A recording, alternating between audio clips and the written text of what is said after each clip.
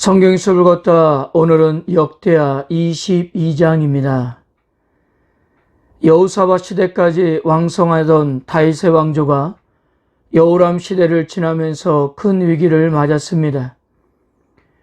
여호람이 정권을 확립하자마자 형제들을 모두 죽였고 하나님께서 이 죄를 물어 그의 아들들 모두 블레셋과 아라비아 사람들을 위해 죽음을 당하게 했습니다. 그래서 여호람의 아들들 중에 유일하게 생존한 막내 아하시아가 장자가 아님에도 아버지의 대를 이어 왕위에 오르게 되었는데요. 그는 1년 동안 다스렸습니다. 이처럼 1년이라는 짧은 통치였지만 열왕기에서는 그와 관련된 이야기를 상당히 자세히 또한 많은 분량으로 소개되고 있는데요. 역대기에서는 아주 간략하게 소개하고 있습니다. 이것은 계속적으로 말씀드리지만 두 책의 기록 목적이 다르기 때문입니다. 열왕기서를 기록하고 있는 중요한 목적은 남유다와 북이스라엘의 왕들의 죄를 적나라하게 드러냄으로써 두 나라 백성이 타국에 의해 멸망당할 수밖에 없는 이유를 설명하기 위함이었습니다. 반면 역대기는 포로 생활 이후 예루살렘으로 돌아와 밝은 미래를 갈망하는 공동체에게 소망을 심어주는 것을 주 목적으로 하고 있습니다. 이런 상황에서 이미 죽은 왕들의 죄를 낱낱이 회고하는 것은 별로 의미가 없다고 생각했던 거예요. 아하시아라는 이름의 뜻은 여호와가 붙드신다라는 의미입니다. 그런데 그가 왕이 되는 과정이 좀 특이한데요.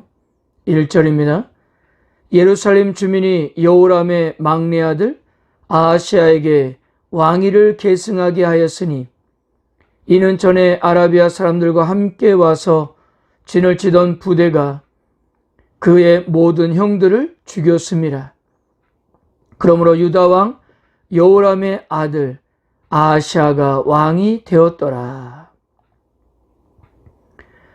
왕권 계승을 언급하면서 백성들이 죽은 왕의 아들을 왕으로 삼았다는 표현을 하고 있는데요. 지금까지 이런 표현은 이렇게 처음으로 표현되고 있습니다.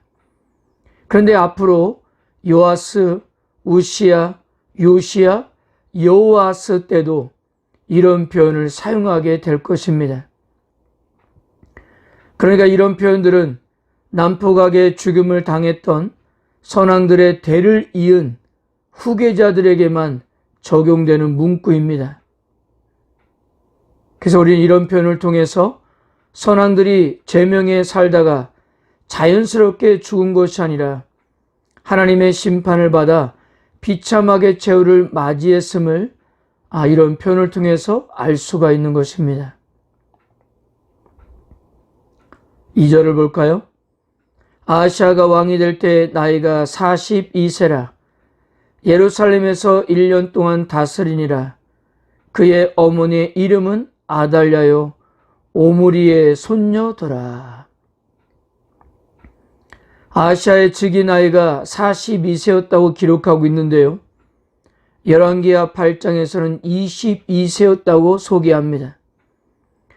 아버지 여호람이 40대에 죽은 상황에서 그의 막내 아들 아하시아가 즉위 당시 42세였다는 것은 좀 무리가 있어 보입니다.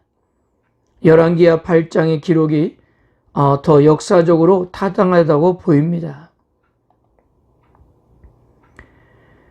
여호사밧 이후 남유다의 암흑기를 살펴보면 그 중심에 아합의 딸이자 여호람의 아내였던 아달랴가 있었습니다. 아하시아의 아버지였던 여로함이 여호사밧의 길이 아니라 장인 아합의 길을 선택했던 것은 바로 그의 아내였던 아달랴 때문이었습니다. 결국 여호람은 비참한 최후를 맞이하게 되었습니다. 그런데요, 남유다의 비극은 여기서 멈추지 않았습니다. 악한 여호람 왕이 죽었지만 그 악의 근원은 제거되지 않았기 때문에 그 왕위의 자리에 있는 왕 역시 악한 길을 걸었던 거예요.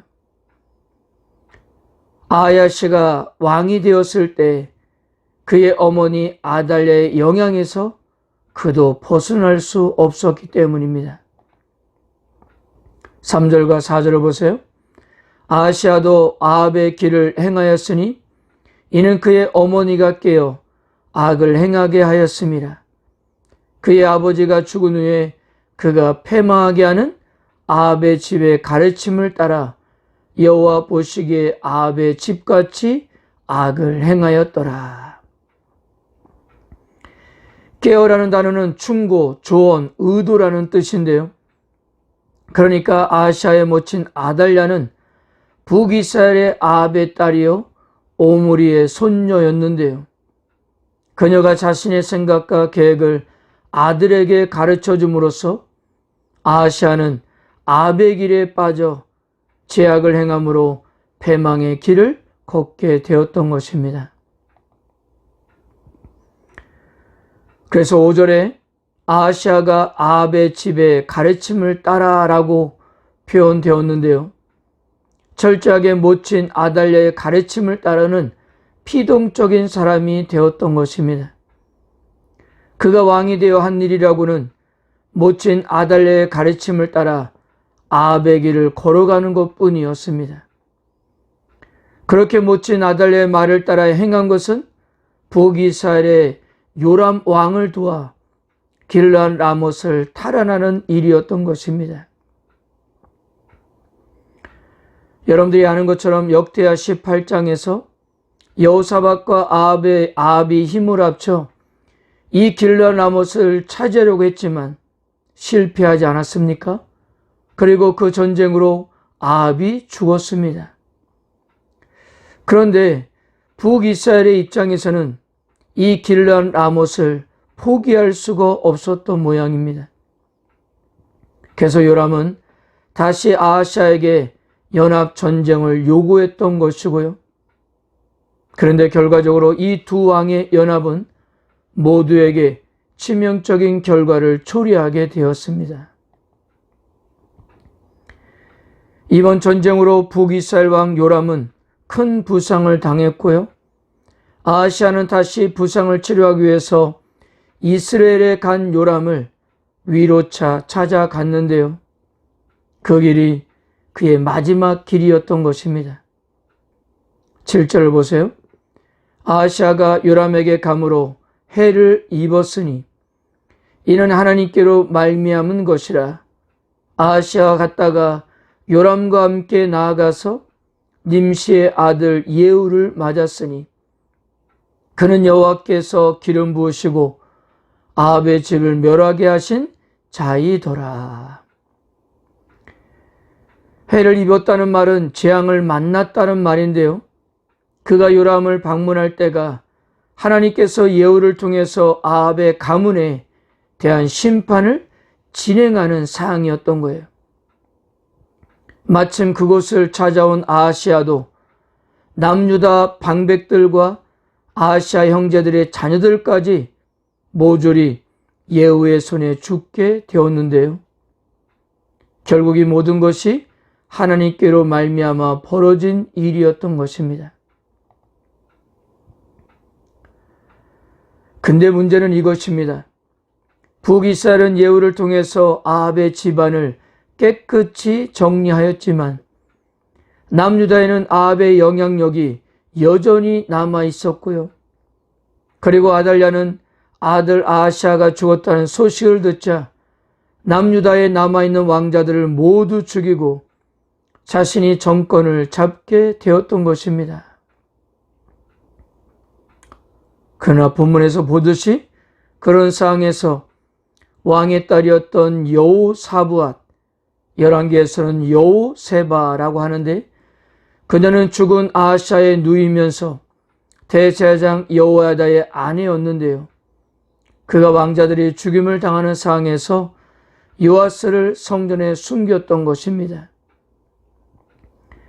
6년이라는 긴 시간 동안 그것도 아달랴와 가까운 거리에서 요아스를 숨겨왔던 것인데요. 생각해보면 아달랴에게 있어서 가장 먼 곳이 성전이었기 때문에 가능했던 것입니다. 사랑하는 성도 여러분, 남유다에 어떻게 이런 일들이 벌어진 것일까요? 그것은 여호사밧이 바알을 쫓는 아합의 가문을 너무 대수롭지 않게 생각했기 때문입니다.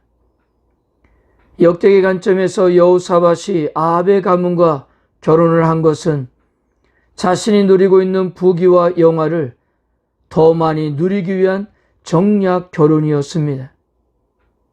그러나 이런 자신의 잘못된 선택으로 자신의 자식들을 죽음으로 몰아넣었고 왕국의 존립마저 흔들리게 만들었던 것입니다.